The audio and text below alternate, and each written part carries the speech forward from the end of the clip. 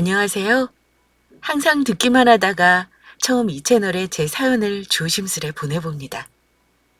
재미있게 말하는 재주는 없지만 우리 가족에게 최근에 일어난 운명 같은 사건을 말해보고 싶어서 이렇게 용기 내봤어요. 저는 25살 미혼 여자이고 요양원에서 3교대로 근무하는 요양보호사입니다. 지역은 부산이에요. 보통 제 직업을 얘기하면 사람들이 좀 놀라는 경우가 많아요. 가장 큰 이유는 환자를 돌보는 그 힘든 일을 나이 어린 사람이 한다는 거에 대한 놀라움이겠죠. 주변에서는 제가 어른들을 불편해하지 않고 얘기도 잘하니까 제가 할머니, 할아버지 손에서 자랐냐는 소리를 많이 들어요. 하지만 전 양쪽 다 조부모가 안 계십니다. 솔직히 말하면 처음엔 이 일이 진짜로 힘들었습니다. 요양보호사가 무슨 일을 하는지는 대충 다 아시죠? 쉽게 말하자면 어르신들 케어이지만 자세히 얘기 드리면 몸이 불편하신 어르신들의 손과 발이 되어 대소변 뒤처리, 이동 도움, 목욕 도움 등 이런 일을 한답니다. 물론 돈을 버는 것이 일차적인 목적이지만 이런 일은 사명감 없이는 못하는 일이라는 걸 하면 할수록 느낍니다. 몸 하나도 힘들지 않다고 하면 거짓말이겠지만 정신적으로는 정말 하나도 힘들지 않아요. 정말 힘들 것 같지만 정말 힘들지 않습니다. 그 이유가 뭐냐면 제가 여기서 일하면서 외려 더 힘을 얻을 때도 있고 너무너무 행복해하면서 일을 하고 있다는 걸 알아주셨으면 합니다. 오늘 출근하는데 엄마가 입버릇처럼 제게 또 그러시네요. 수진아, 너 이번 달까지만 일하고 그만할래? 너 어제 보니 팔에 멍도 들고 요즘 잠도 잘 못 자는 것 같은데 그냥 일 당분간 쉬어도 되니까 다른 공부 시작해보는 건 어때? 엄마, 걱정 마요. 힘든 거야 뭐 하루 이틀도 아니고 공부야 언제든 할 수 있는 거잖아요. 아직은 더 하고 싶어요.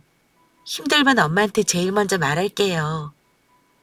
엄마의 걱정을 저도 이해하고 지금 우리 형편에 제가 굳이 힘들게 일을 하지 않아도 된다는 걸 알지만 저는 제 일을 그만두고 싶지 않습니다. 하지만 엄마가 입버릇처럼 그만두라고 말하실 만큼 제 직업이 결코 만만치 않은 건 확실합니다. 요양원의 요양보호사 선생님들은 보통 나이대가 다 있으세요. 40대부터 60대까지 보통은 가정을 다 꾸리시고 아이 다 키우시고 직장을 찾으시다 들어오시는 분이 대다수입니다. 그래서 저처럼 젊은 나이대는 잘 찾아보기가 힘들어요. 근데 제 생각은 조금 달라요. 젊을 때 내가 몸이 조금이라도 건강할 때 이 일을 하다가 나이가 더 들어 체력적으로 힘들면 다른 일을 할 생각입니다. 저는 엄마와 둘이 살아요. 아빠가 저 고등학교 때 간암으로 일찍 돌아가셨거든요. 어쩌면 제가 요양보호사라는 직업을 선택하게 된 게 일찍 돌아가신 저희 아빠의 영향이 있었던 게 아닌가 싶어요. 저는 아빠가 힘들게 투병했던 걸 아직도 잘 기억하고 있습니다. 엄마가 힘겹게 간병하는 거 보면서 많이 도와드리려고 했는데 그런 경험들이 제 직업을 선택하는데 영향을 주었어요. 아빠 돌아가시고 나서 엄마가 혼자 저를 키우시느라 얼마나 고생을 하셨는지 모릅니다. 아빠가 아플 때 엄마는 어떻게든 아빠 살리겠다고 치료비로 쓰느라 집도 팔았고 돌아가시고 나서는 가세가 많이 기울게 되었어요. 엄마가 보험 판매하시면서 저를 어렵게 대학 공부까지 시켜주셨고요. 저도 대학 졸업 후에는 빨리 취직해서 엄마를 도와주고 싶었어요. 그런데 제가 이 일을 하는 게 엄마 입장에서는 굉장히 마음이 아프셨던 것 같아요. 저는 그런 엄마 마음을 잘 알았기에 항상 즐거운 일만 엄마한테 얘기하곤 했었어요. 엄마, 오늘 치매 할머니 들어오셨는데 다행히 할머니가 공주 치매셔. 너무 귀여우신 거 있지? 나보고 이쁘다고 누구 딸이냐 그러시더니 맛있는 거 사 먹으라고 1,000원도 주시고 막 그런다? 그래? 심한 치매는 아니신가 보네. 치매도 고약하게 오는 어르신들이 있거든.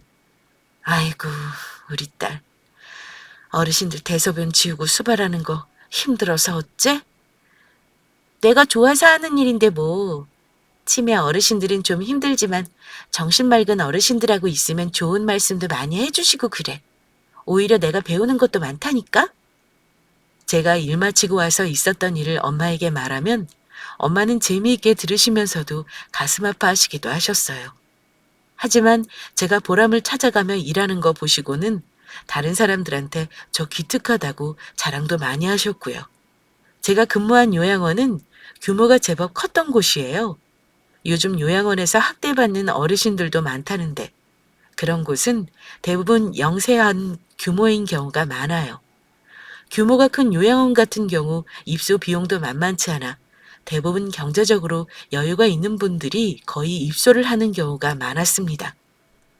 제가 근무하는 요양원이 유명한 편이라 몇 년 전부터 입소대기를 하는 분도 많고 전국 각지에서 찾아오십니다. 치료를 목적으로 입원해 있는 경우도 많지만 대부분은 남은 여성을 보내는 생활처로 생각하고 입소한다고 보시면 돼요.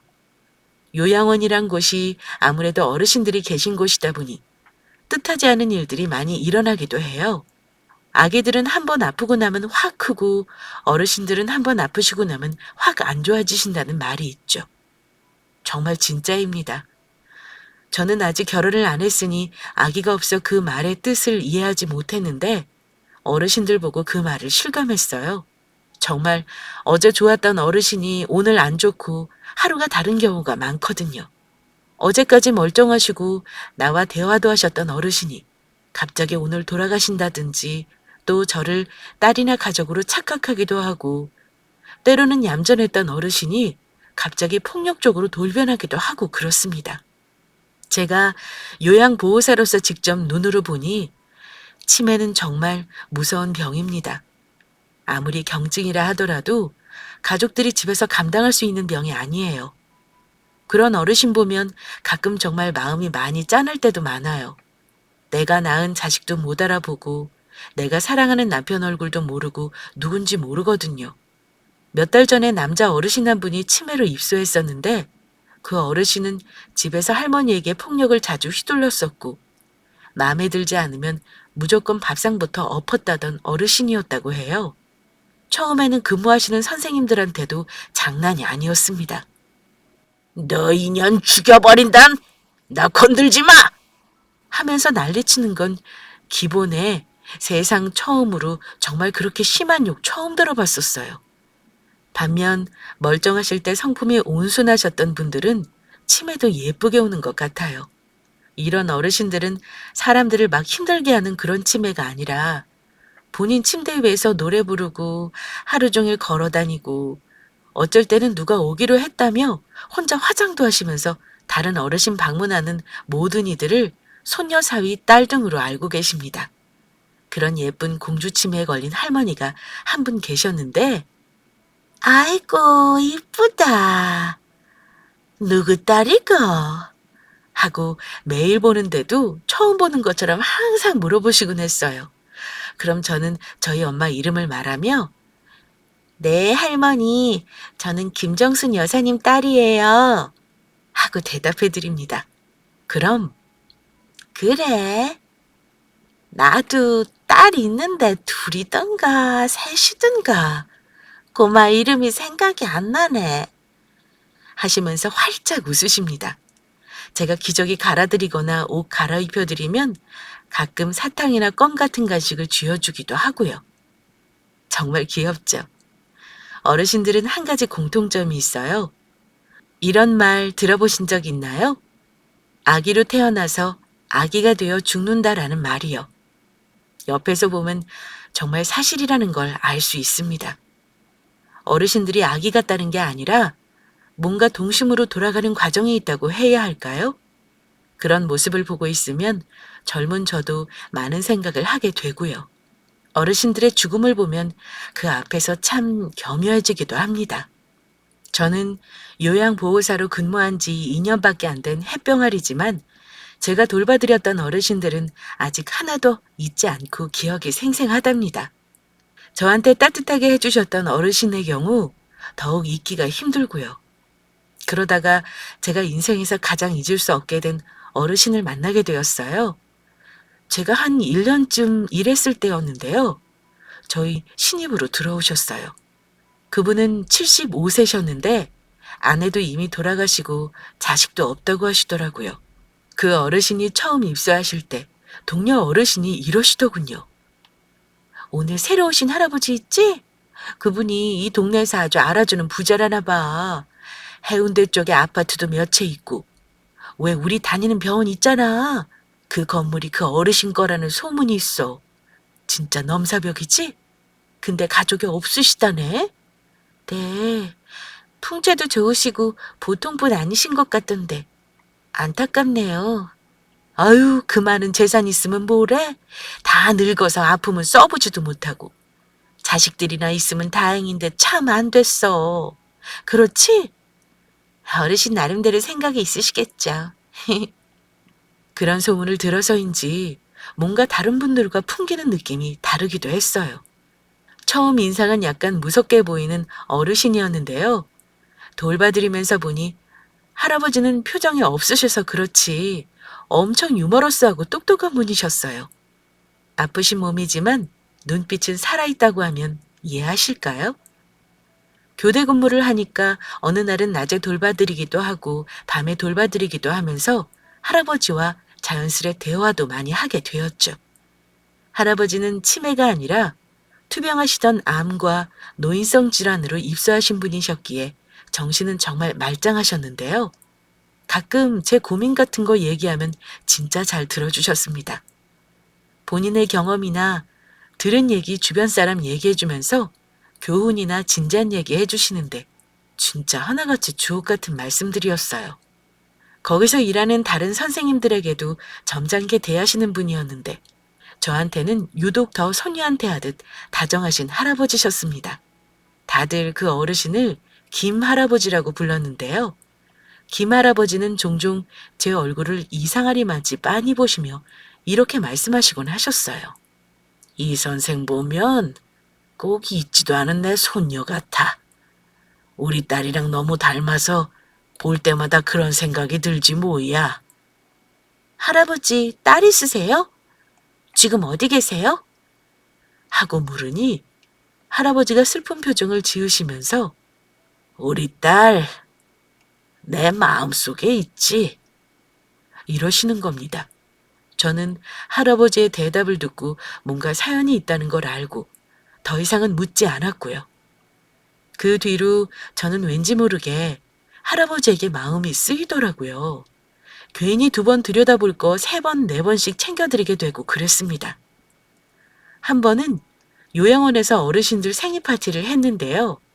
그달에 생신인 분들을 몰아서 하는데 마침 제게 잘해주시는 김할아버지도 생일을 맞으셨어요.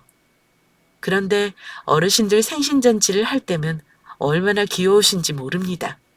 저희 요양원에서 생신상도 정성껏 차려드리지만 그날은 어르신들에게 노래방 기계를 틀어드리거든요. 그러면 중증 치매 어르신들이나 거동 불편한 어르신들 빼고는 정말 아이처럼 좋아하십니다. 돌아가면서 옛날 노래 한 곡씩 부르면서 신나는 노래에는 정말 자아를 놓고 춤을 추면서 신나게 노십니다. 생신잔치 하고 나면 어르신들 보호자분들이 보내신 선물을 저희가 전달해 드리는데요. 가족이 있는 어르신들은 가족이 보낸 선물을 받으시고 혼자 계시는 어르신들께서는 약소하게 요양원에서 선물을 준비해 드립니다. 생신잔치 앞두고 유독 가족이 없으신 김할아버지가 눈에 밟히길래 저도 조그만 선물을 따로 준비했었어요. 할아버지, 생신 축하드려요. 오래오래 건강하시고 행복하세요. 하고 제가 준비한 편지와 목을 감쌀 수 있는 머플러를 선물해 드렸는데 할아버지가 눈물까지 글썽이시며 좋아하시는 거예요. 정말 고마워요. 내가 이런 선물을 받아본 적이 없는데 나는 보답으로 뭘 줘야 하나? 이러시면서 주머니에 꼬깃꼬깃 접은 10,000원짜리 한 장을 건네주시는 겁니다. 저는 아니에요, 할아버지. 그냥 제 마음이니까 받아만 주세요. 정 마음이 불편하시면 할아버지도 노래 한 곡 불러주셔요. 하고 요청을 했어요. 할아버지는 제 말에 한박 웃음을 지으시더니 내가 젊을 적에 한 노래 한 건 또 어찌 알고 하면서 신나는 트로트를 부르시는 거예요. 같이 계시던 어르신들도 어깨춤까지 추시면서 즐거워하셨어요. 어떤 할아버지는 제 주머니에 1,000원짜리를 쓱 넣어주시면서 디비야, 깎아서 먹어. 다른 사장이랑 놀고 그럼 다시는 안 올 거야. 이러십니다. 그 말에 다른 선생님들도 다 같이 빵 터졌고요. 요양원에서 지내는 게 사실은 편하지만은 않거든요.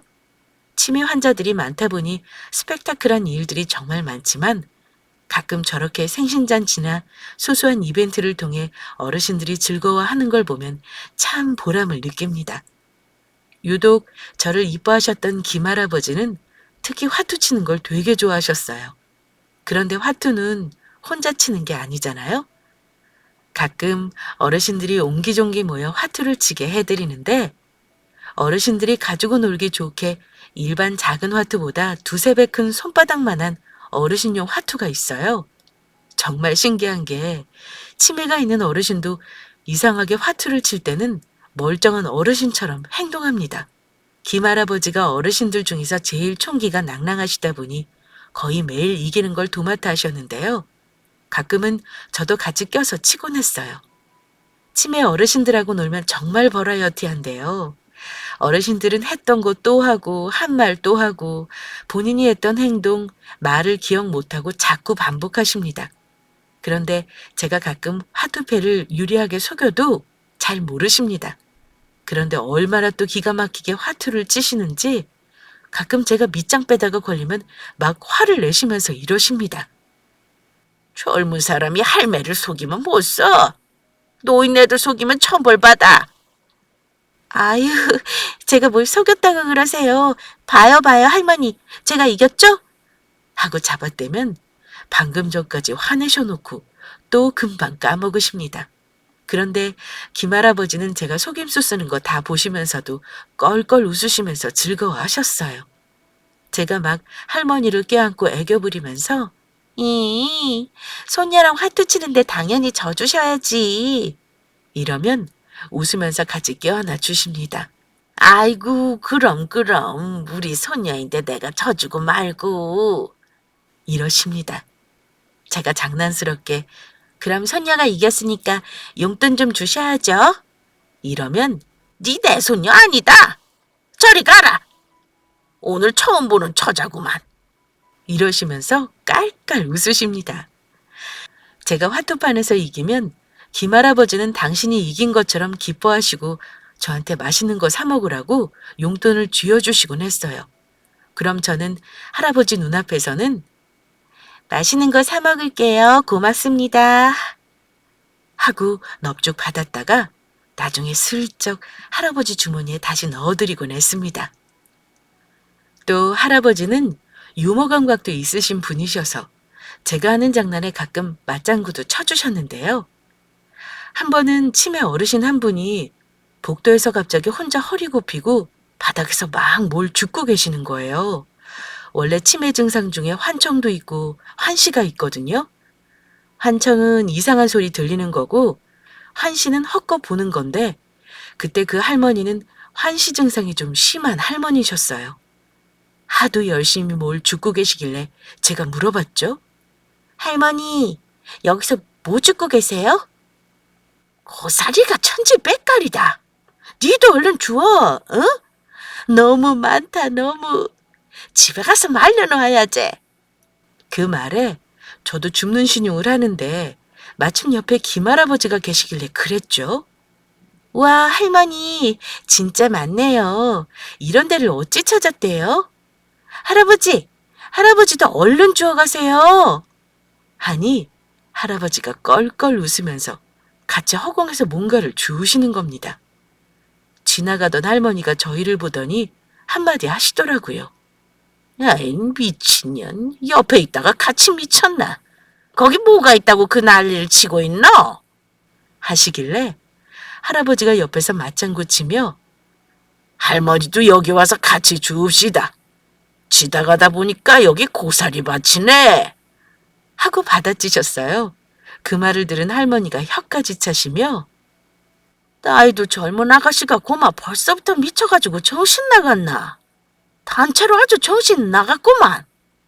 하시며 지나가시는데 할아버지는 뭐가 그리 우스운지 껄껄 웃으시더라고요. 하지만 이건 귀여운 에피소드에 들어가는 거고요. 치매 어르신들 중증 이상 되시면 정말 미치고 팔짝 뛸 일 많아요.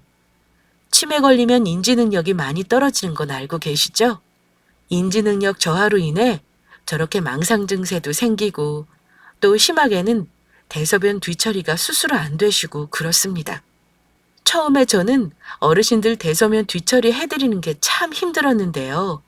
막상 몇 달을 하다 보니 생각을 달리하니까 별거 아닌 부분이었어요. 저도 자연스러운 생리현상을 하고 있는데 그게 왜 더러운 거지? 그냥 자연스러운 거다 생각하고 이 어르신들이 우리 엄마 아빠다 생각하니 더 거부감이 들지 않았어요. 역시 사람은 생각하기에 따라 마음가짐이 달라지더라고요. 대소변 에피소드까지 말하면 애청자분들은 한동안 식사 못하실 것 같아 그건 생략하겠습니다. 아무튼 그런 어르신들을 케어해드리다 보면 솔직히 힘든 부분도 많아요. 너무 힘들 땐 어르신들이 밉기까지 합니다. 저도 사람인지라 힘든 그 순간에는 밉더라고요. 근데 진짜 그 미움 감정은 한순간입니다. 힘든 순간은 잠시이고 그러다가도 어르신을 다시 쳐다보면 뭔가 어르신이 무표정으로 계시지만 전 그 모습을 보고 마음이 싹 녹습니다. 진짜 제가 방금 왜 밉다는 생각에 든 거지? 라는 마음에 너무 죄송하고 후회도 되고요. 아무튼 저는 그 외에도 어르신들과 대화하는 걸 참 좋아했거든요. 어르신들이 말씀하시는 일제강점기 전쟁 이야기 들어보면 진짜 눈물 없이는 못 듣는 이야기들도 많아요. 감히 편하게 살고 있는 제가 이해할 수 없는 이야기들을 듣다 보면 정말 역사책 한 권 저리 가라 할 정도입니다. 역사책에는 사건 중심, 위인 중심의 굵직한 흐름만 얘기해 준다지만 어르신들이 직접 겪으신 경험을 듣다 보면 그 당시 사람들이 어떤 삶을 살았고 무슨 일을 겪었는지가 눈앞에 펼쳐지는 듯 합니다. 김할아버지도 제게 옛날 살아온 얘기를 많이 해주셨는데요. 가끔 제가 할아버지가 귀찮을 정도로 이것저것 많이 물어보기도 했어요. 할아버지, 할머니는 언제 돌아가셨어요? 우리 마누라는 10년 전에 죽었지. 가슴속에 못 풀고 가는 한이 많은 사람이라 그게 참 가슴 아파. 이러시면서 슬픈 표정을 짓다가도 제가 분위기를 바꾸려고 할아버지, 부산에는 언제부터 사셨어요? 하고 물으면 할아버지는 또 눈을 금세 반짝거리시며 전쟁통에 가족들이 부산으로 피난와서 자리 잡은 얘기부터 시작해 박정희 전두환 시절 얘기까지 현대사의 한복판을 사셨던 얘기들을 신나게 하십니다. 내가 그 시절에 우리나라에서 최초로 부산에서 수입상점 문 연 사람이야. 시장 바닥에서 장사하고 돈 모아서 집도 사고 건물도 사고 그랬는데 그렇게 악착같이 살면 뭐 하겠니? 내가 지은 죄가 많아서 아직까지 이렇게 살고 있는데 하시며 또 갑자기 슬퍼지시는 겁니다. 할아버지, 그래도 여기 계시면 외롭진 않으시죠? 하고 물으면 할아버지는 제 얼굴 보며 활짝 웃어주시곤 했습니다. 어르신들 중에서 스마트폰도 가장 잘 사용하시고 컴퓨터도 능숙하게 다루시는데 가끔 그런 모습을 보면 저분이 정말 아프신 분이 맞나 하고 의문이 들 정도였어요. 어쨌든 입소하시고 나서 적응 못하시는 분들도 많은데 하루하루 즐겁게 지내시는 거 보고 저도 기뻤어요. 또 제게 유독 각별하게 잘해주실 때면 정말 제 할아버지 같이 느껴져서 저도 그 어르신을 진심으로 좋아하고 또 존경했습니다. 그렇게 잘 지내시고 있는 줄만 알았는데 어느 날 뜻하지 않게 할아버지의 큰 비밀을 알게 된 일이 일어났습니다. 그날은 제가 저녁 교대라 퇴근 준비를 하고 있었어요. 옷을 갈아입고 나왔는데 1층 로비에 할아버지가 우두커니 앉아 계시는 거예요. 그런데 그 모습이 너무 처량해 보여서 그냥 지나칠 수가 없었어요. 할아버지, 저녁 때는 바람도 찬데 왜 나와 계세요? 얼른 들어가셔요. 하며 다가갔어요. 그런데 할아버지가 앉아 계시기만 한 게 아니라 울고 계신 게 아니겠어요? 그 모습을 보고 너무 놀라 다시 물었습니다. 할아버지, 어디 아프세요? 갑자기 무슨 일인데 울고 계세요? 저한테 말해보세요. 제가 할아버지 어깨를 붙잡으며 말하니 할아버지는 제 얼굴을 물끄러미 보시고는 이러시더군요. 내가 지은 죄가 많아서 아직도 안 죽고 있는가 봐. 마누라 따라서 빨리 가고 싶은데 아직도 이러고 있으니. 근데 막상 죽을 날 얼마 안 남으니 내 딸이 죽었는지 살았는지도 모르고 이 세상을 떠나야 하는 게 참 가슴이 답답하고 누구라도 붙잡고 좀 내 딸을 찾아달라고 하고 싶구먼. 저는 일전에 할아버지 딸에 대해 물었을 때 돌아가신 줄만 알았어요. 뜻밖의 말에 저도 참 안타깝더라고요. 할아버지, 따님은 어쩌다가 생사를 모르시는 거예요? 무슨 일이 있으셨어요? 잃어버렸지. 그게 벌써 43년 전이야. 살아있으면 그때가 10살이었으니 살아있다면 지금 53이겠구먼. 딸 자식 이쁘게 크는 것도 못 보고. 그게 내 가슴에 한이여. 그때는 파출소가 제대로 있지도 않을 때고 지금처럼 길거리에 카메라고 뭐고 없었어. 그때는 애 잃어버리면 영영 못 찾는 거야.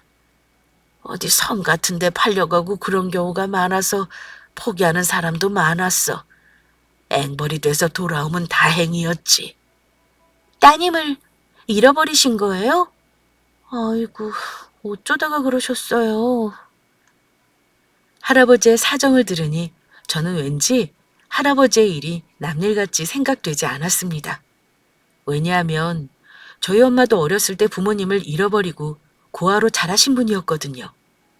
고아원 전전하다가 겨우 고등학교 마치고 힘들게 돈 벌고 살았던 얘기를 늘 하셨던 게 생각나 저도 같이 슬퍼지더라고요. 할아버지는 눈물 젖은 얼굴로 계속 말씀하셨어요. 우리 딸이 꽃을 참 좋아했어. 그래서 신발이며 옷이며 꽃그림 그려진 걸로만 입혔는데 딸 잃어버리기 전날 내가 이쁜 꽃신을 우리 딸한테 사줬거든. 근데 그 꽃신 신고 애엄마랑 시장 간 날에 애를 잃어버린 거야. 그 복잡한 곳에서 애 손을 놓고 정신을 딴 데 팔았는데 애가 어디로 갔는지 찾을 수가 없었지. 신고도 하고 경상도에 있는 고아원이랑 고아원은 쥐잡듯이 다 뒤졌는데 애를 못 찾고 이날 이때까지 이러고 늙어버렸네. 자식 잃어버린 죄인이 죽지도 못하고 하시면서 우셨습니다. 할아버지 말씀을 듣는데 어느덧 저도 울고 있었어요. 왜냐하면 제가 늘 엄마에게 듣던 얘기와 비슷해서요. 할아버지, 저희 엄마도 부모님 잃어버리고 고아로 사셨어요. 근데 할아버지가 꽃신 얘기하니까 저희 엄마가 생각나서 저도 눈물이 나요. 엄마가 그랬거든요. 아빠가 사준 꽃신 신고 엄마인 줄 알고 다른 사람 손잡고 따라갔고 기차까지 탔다고요. 그 꽃신을 안 버리고 계속 가지고 다니시다가 고아원에서 잃어버리셨대요. 다른 집에 입양 갔다가 파양까지 당하고 너무 힘들게 사셨대요. 저희 엄마도요. 제가 울면서 말하자 할아버지가 제게 물으셨습니다. 이 선생님 엄마 나이가 어떻게 되나? 53살이세요. 이름은 김정순이고요. 내 딸 이름은 정순이가 아니고 경순인데 나이는 같구먼. 근데 선생 엄마가 꽃신 얘기를 해? 빨간 꽃신이라고 그래? 할아버지가 갑자기 눈을 빛내며 물으시기에 네, 빨간 꽃신 얘기를 늘 하셨어요. 기차 타고 모르는 사람 따라갔는데 기차역에 자기만 놓고 가버려서 어딘지도 모르고 파출소로 갔다가 고아원 전전하셨다고요. 혹시 선생 엄마를 내일 좀 볼 수 있을까? 다른 뜻이 있어서 그런 건 아니고 내가 느낌이 그러네. 꽃신 이야기를 하는 것도 그렇고 엄마한테 가서 말 좀 해줄 수 있는가? 저는 할아버지와의 대화를 끝내고 집으로 돌아와 엄마에게 있었던 일을 말했습니다. 엄마, 오늘 요양원에 김할아버지랑 말하다가 따님 얘기를 했는데 할아버지 따님이 죽은 게 아니라 어릴 때 잃어버리신 거래. 근데 그때 딸이 할아버지가 사주신 빨간 꽃신을 신고 있었다는 거야. 엄마, 뭔가 이상하지 않아? 엄마도 나한테 꽃신 얘기했었잖아. 뭐? 그냥 우연이겠지. 그 시절에는 고무신도 신고 꽃신도 신고 많이들 그랬어. 그래도 나는 뭔가 느낌이 좀 묘해. 그래서 말인데 엄마, 그 할아버지가 내일 당장 엄마를 좀 만나볼 수 있냐 그러시는데 저녁 때쯤 요양원에 와줄 수 있어? 제 말에 엄마는 처음엔 황당하다는 반응을 보이셨지만 제가 할아버지와 나눴던 대화를 얘기하니 표정이 점점 진지해졌습니다. 그 당시에 엄마는 자기 이름을 정확히 기억하고 있는 건지도 확실치 않다고 했고요. 아빠 엄마 이름도 충격 때문인지 기억이 안 난다고 하셨습니다. 하지만 제가 할아버지 성함 김광수를 말하니 왠지 낯설지 않다고 말했어요. 엄마는 그래, 뭐가 됐든 한번 만나보지 뭐. 내일 저녁에 요양원으로 가마. 다음날 제 퇴근 시간에 맞춰 엄마가 오셨습니다. 로비에 잠깐 계시라 말씀드리고 저는 할아버지를 모시고 1층으로 향했어요. 엘리베이터 문이 열리고 두 분이 서로 가까이 다가 걸어가던 그 순간을 잊을 수가 없네요. 정말 믿을 수 없게도 두 분은 멀리서도 서로를 알아보신 것 같았습니다. 저희 엄마는 이미 울고 계셨어요. 할아버지 역시 울고 계셨고요. 40년이 넘는 세월이 지났지만 부모 자식은 서로를 알아볼 수 있는 건가 봐요. 기억 속에 희미하게 남아있던 모습이지만 서로 만나보니 뭔가 확신을 하신 듯 두 분은 만나자마자 서로 손을 맞잡으셨습니다. 할아버지 손에는 작은 사진이 들려 있었는데 다름 아닌 엄마 어릴 적 사진이었습니다. 엄마는 그걸 보고 엉엉 우셨어요. 아마 그걸 보고 자기가 맞다는 걸 확신하시는 것 같았고요. 아버지, 저 얼굴 기억나세요? 저는 이렇게 보니 생각이 날 것 같아요. 왜 이렇게 많이 늙으셨어요? 그동안 나 너무 힘들게 살았는데 조금만 일찍 나 좀 찾아주시지. 엄마가 울면서 말하니 할아버지는 엄마를 부둥켜 안고 정말 아이처럼 입을 벌리고 우셨습니다. 이놈아, 네 엄마랑 나랑 너를 찾으려고 전국 고아원을 다 뒤졌어. 너 그렇게 잃어버리고 네 엄마 거의 미치다시피 해서 세월 보냈다. 이렇게 찾을 줄 알았다면 네 엄마도 안 죽고 버텼을 텐데 네가 찾아올까 봐 몇십 년을 그 동네를 안 떠나고 살았어. 그동안 대체 어찌 산 게냐?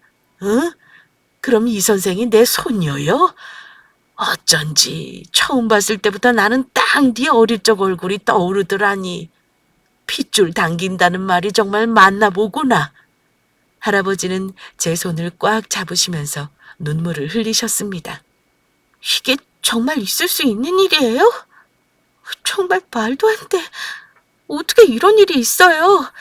정말 내 할아버지 맞는 거예요, 엄마? 엄마는 말없이 고개를 끄덕거리며 우셨고 할아버지와 우리는 한참 동안 셋이 부둥켜 안고 있었어요. 아버지가 사주신 그 꽃신 안 잃어버리려고 안간힘을 썼는데 여기저기 고아원 옮겨 다니다가 잃어버렸어요. 제 이름도 정확히 기억 안 나는데 이상하게 그 꽃신은 몇십 년 동안 기억 속에 생생해서요.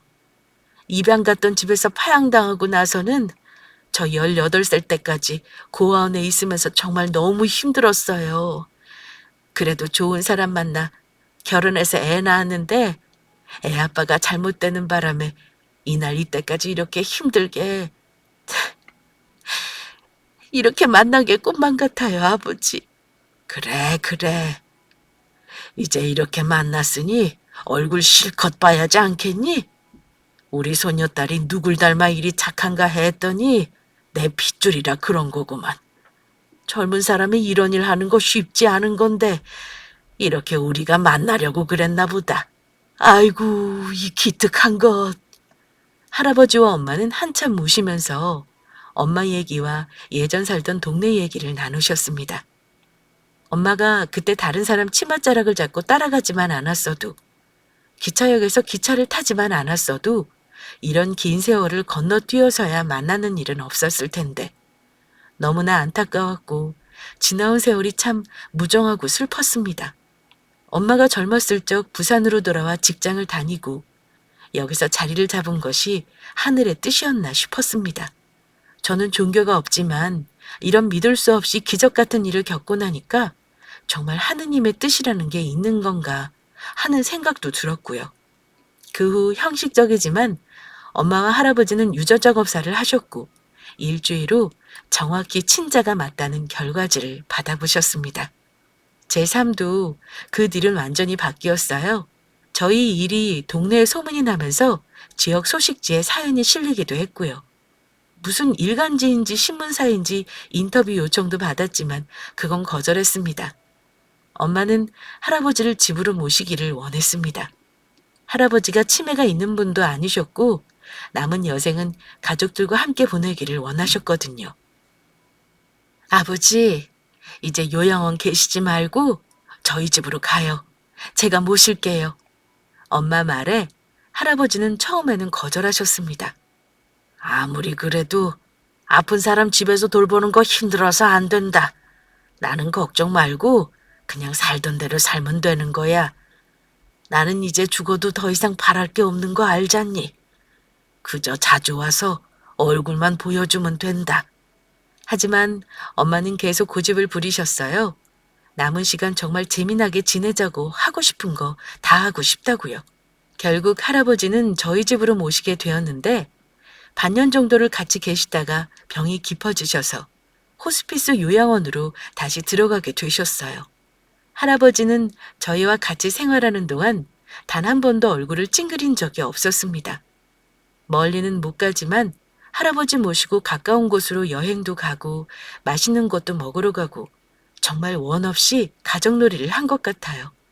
할아버지가 급격하게 체력이 떨어지시기 전에 엄마에게 그러셨어요.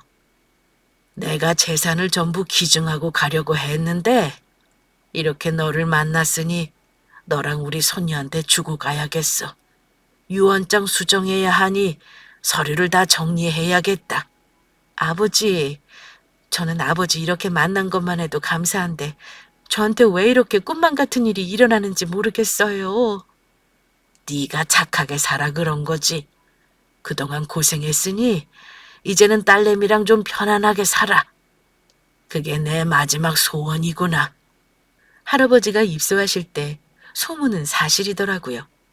몇십 년을 한 곳에 사시면서 부를 축적하셨는데 언젠가 딸이 돌아오면 다 주려고 악착같이 돈을 버셨다고 해요.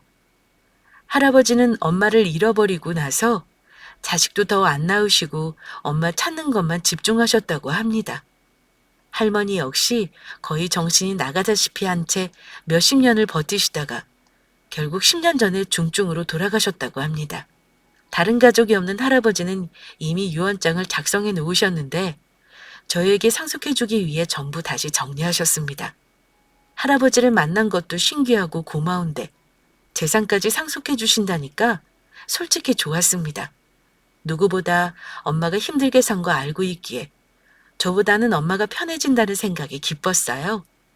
호적 정리와 상속 정리를 끝마칠 때까지도 할아버지는 정신이 말짱하셨는데요. 노인분들은 지병이 있으시면 정말 한순간에도 확 안 좋아지시더라고요. 호스피스 요양병원에 들어가신 지 한 달도 안 되어서 할아버지가 많이 아프시다는 연락을 받고 엄마와 함께 할아버지를 보러 갔습니다. 엄마는 누워 계신 할아버지의 손을 잡고 우시면서 40년을 넘게 돌고 돌아 만났는데 이렇게 보내드릴 수가 없어요, 아버지. 저랑 우리 딸은 이제 어쩌나요? 아버지 보고 싶어서 어떻게 해요? 할아버지는 힘드시면서도 저와 엄마 손을 꼭 잡아주셨어요. 말씀하시는 게 힘든지 입술을 달싹거리셨지만 그게 무슨 말인지 저는 다 알 수 있었습니다. 할아버지, 그동안 애 많이 쓰셨어요. 저랑 엄마 걱정 마시고 이제 마음 편하게 가시면 돼요. 할아버지, 고맙고 사랑해요. 고생 많으셨어요.